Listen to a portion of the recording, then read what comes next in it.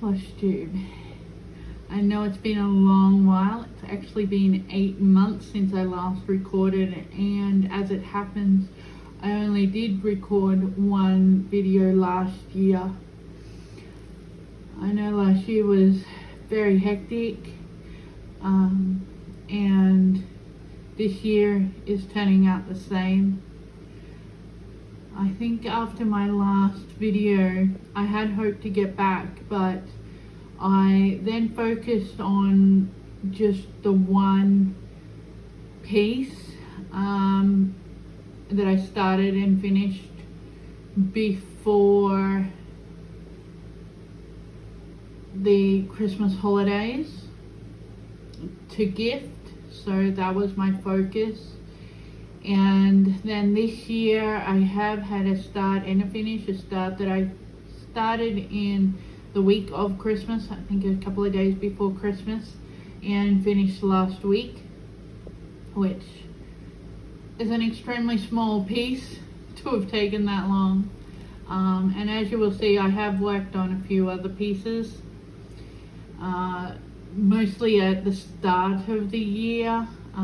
January was very hot and I didn't stitch much, and then we had tech problems and most of my patterns are digital, so it just happened that I couldn't get to most of them, and so it kind of just put me off stitching for about a month. So I did a lot of reading instead.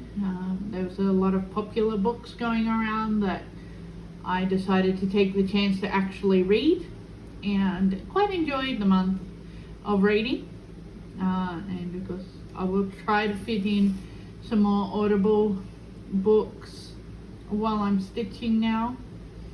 But I am almost back into a routine of stitching. I have joined some different challenge groups on Facebook to keep myself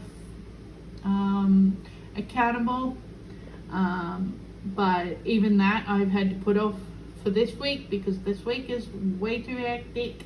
So kind of taking it a day at a time, and always wishing that I could do more than I actually have time or the energy to do as we do. So it's not that my stitchy bug has disappeared, it's just life. So I'll put in a picture of the one that I worked on at the end of last year and finished and gifted.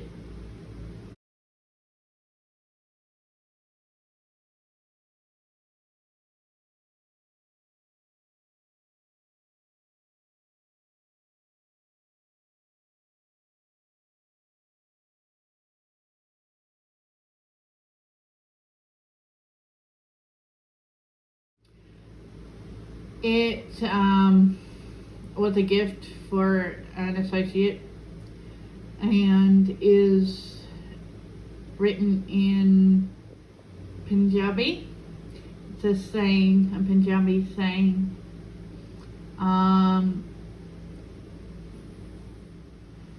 for a lovely Sikh man who helped us out a lot last year. So that was fun. That's actually the second time I've stitched that pattern. So it was a bit of a slug, but I got it done. I quite enjoyed doing that pattern, and also it's more when, as we know, when you gift things, you love to get that reaction that somebody loves something, that you've taken the time to know what they like or take note of what they like and stitch something that they'll really enjoy. So that was really fun, and he got a very big surprise. So after that, during January and February, when I could stitch, I stitched backwards and forwards a bit on a couple of pieces. One of those being the one that you can see now, the 100 Hours piece from our stitch and our forest embroidery. So I'll put a pic of where I was.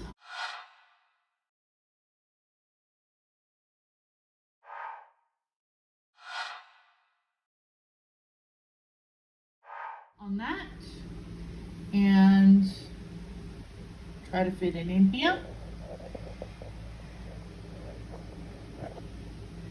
So, sorry, everything's crinkly. I just grabbed them out of where I store them and thought, right, if I'm going to get this video done, I'm going to get it done. So everything is very, very crinkly. So that's where I am on this one, and I absolutely adore this one. I love that the owls are so quick to stitch. The small ones probably take not even an hour, maybe an hour, and the larger ones, some of the larger ones, like the one in the middle, it took a few days, but most of the others take about a day and a half for me. So yeah, they're great little finishes. Turn it back around. Okay, and now this piece, which I will put the name in, and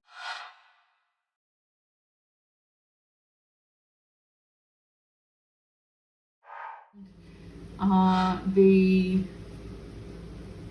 magazine it's from. If I have any new people following me and watching this video, I have the app Readly, and I access all the cross stitch magazines that way. I have all these great big plans of all these ones out of them that I want to stitch. It makes it easy that you don't have to find all those magazines in print and store them somewhere, but it does have a monthly cost, but I find that worth it with the price of magazines these days. I just wish I could stitch faster so that I could stitch a few more, but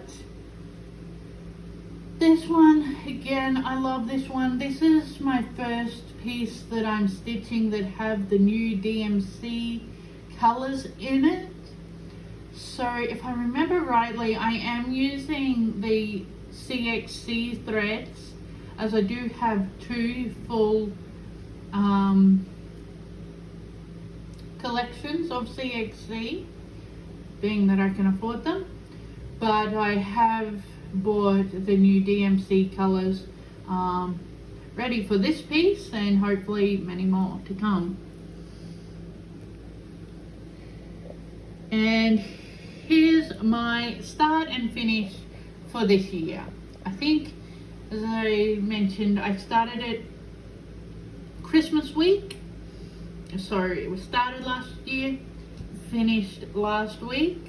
So it was the one I was working on a lot before I ran into the tech problems, and after everything was fixed, I did have this one. This one is in a magazine, so I was able to work on it even though I had tech problems. But yeah, as I said, I got into reading, so once I had decided to really pick up the stitching again and get back to it, I decided to work on this one till it was finished. This one, I'll put the magazine in again. It was published in 1987, so a pattern that's been around for a good long while.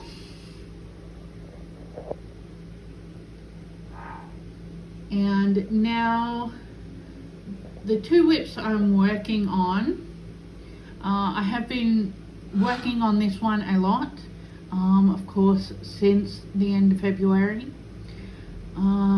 I love that I can pick this one up and that it was designed, I'll put the designer in, as a solidarity stitch along, to really make a point of saying a prayer with each stitch for Ukraine. And even though we know we can't do much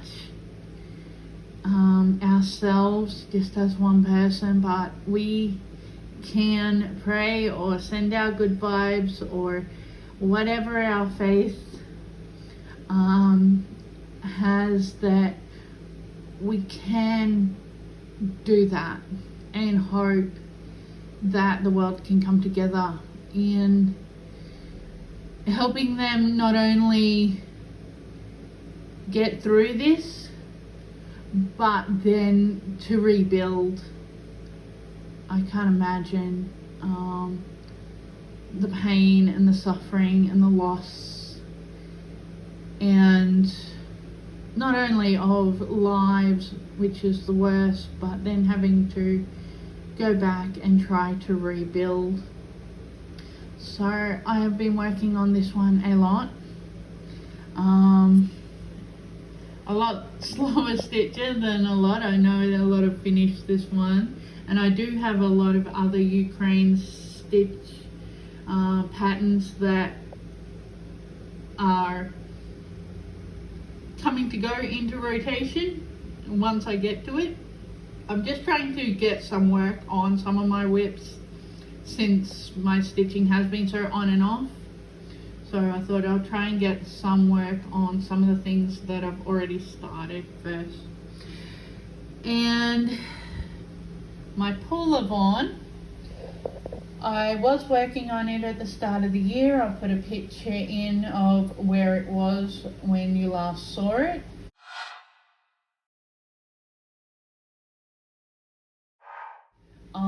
And then I haven't picked it back up again since, I can't remember whether it was January, February, or whether I picked it up this year.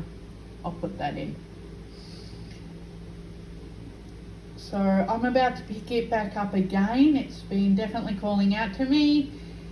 There is a fair bit to do still in the grass, but it is really calling out to be finished. So I'm going to see how far I can get on it this week, and it'll probably take a few more weeks of active stitching, but I'll see how I go. Now, this is a little different, but I do want to do a shout out, not for a cross stitcher. The last couple of months, as I explained, have been a little crazy for me, a little hectic. But there's been one new, I guess, hobby, although it's not really a hobby, but a new thing that I came across, and it may age me, but something that I've come across that's helped me get through these last couple of months, and that is I can't get out to bird watch myself, and I've never been a bird watcher. I've never really, I've loved hiking and that when I was younger, not so much now. But I've never been one to, go out bird watching. And even if I wanted to now, I couldn't really get out that much as I would like to. So the next best thing is lives on YouTube.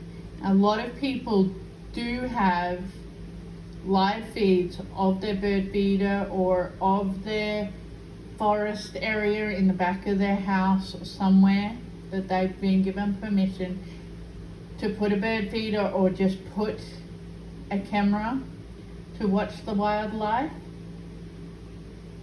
I first come across this before COVID on explore.org, which has a lot of live cameras, anywhere from the bears, when it's bear season, when they're playing in the creeks and teaching the cubs to fish, to the crane migration over there in America. I love watching that every autumn and spring, and a lot of other ones that they've got. They've got puppies that will be guide dogs, kittens, kitten rescues, and a lot more. African ones as well, at African water holes. And going from my love of watching them, I then looked up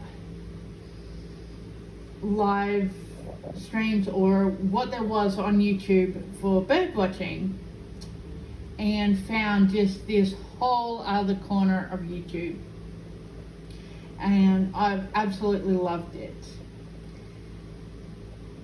And at the moment, my favorite being that I love the community that they've built.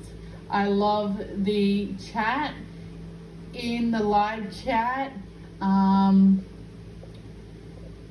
He doesn't do it every day. He only does it, he puts up a few little snippets of video during the week, but he runs his lives on the weekends now because of his routine, his work life. But I'm absolutely loving watching Nature Backyard, and I'll put a picture up of his channel.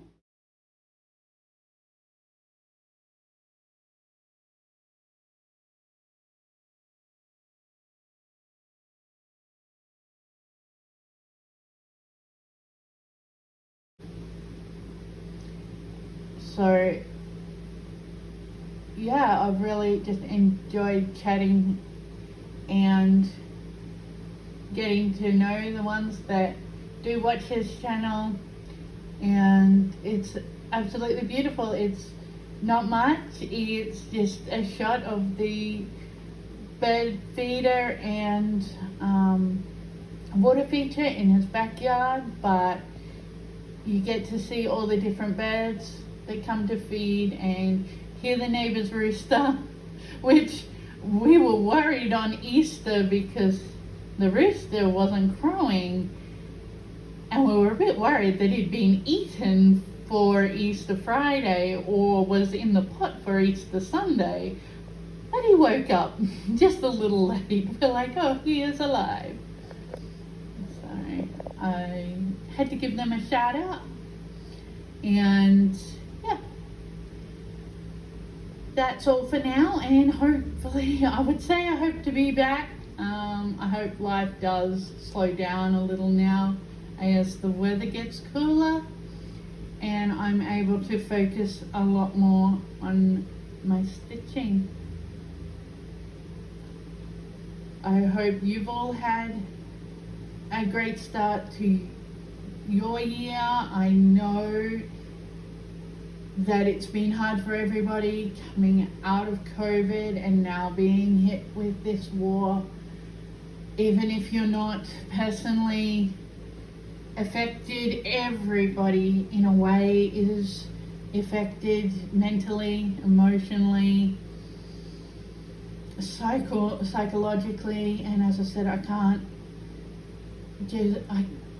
can't begin to imagine the pain of those over there. And I know we've been keeping close tabs on our Ukrainian and Russian stitchers and designers, and just making sure they're all okay and that they've got what they need. And please, if you can afford it, please go and support our Ukrainian designers to help them get through this time. I know it's harder on our Russian designers, but I just pray for them as well, that they will get through this and that they'll be okay. Other than that, thank you for hanging in here with me for this quarter of an hour, and happy stitching.